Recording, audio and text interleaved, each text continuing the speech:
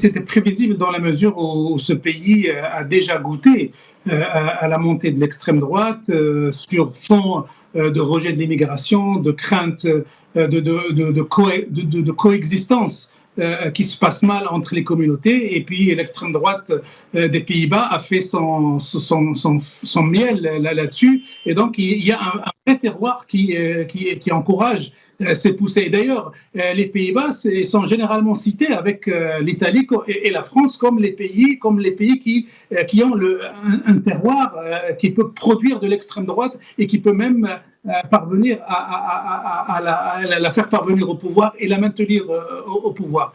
Mais en fait, d'une manière générale, que ce soit en Allemagne, en France ou aux Pays-Bas, ce qui est en train de se réaliser, c'est ce qu'Emmanuel Macron avait décrit comme des vents mauvais qui soufflent sur le continent européen et qui emmènent tout sur leur passage et qui installent une philosophie d'extrême droite prête à conquérir le pouvoir.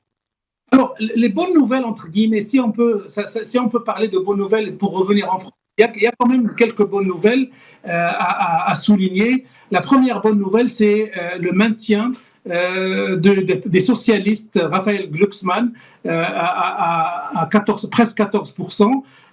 C'est un résultat qui n'était pas attendu vu l'état des socialistes en France et Raphaël Glucksmann avec sa place publique, avec les efforts qu'il a fournis, il a réussi quand même à maintenir ces socialistes-là dans la course. Et la deuxième bonne nouvelle, entre guillemets, concerne Jean-Luc Mélenchon, alors qu'au cours des récentes élections, il était à peine à 6%.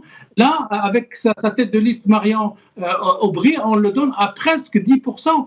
Et ce qui fait que la France insoumise de Jean-Luc Mélenchon a réussi, j'allais dire, un vrai miracle de parvenir à presque 10%. Alors, évidemment, tout le monde peut dire que la France insoumise a joué et a instrumentalisé la guerre israélienne contre Gaza et les partis cherchent peut-être des électeurs là où il y a des gens très sensibles à ce qui se passe entre Israël et les Palestiniens de Gaza. Et donc, effectivement, c'est une force politique avec laquelle il va falloir compter aussi bien pour les prochaines législatives que dans le débat politique français. Donc nous avons une mauvaise nouvelle, c'est la consécration du Rassemblement national.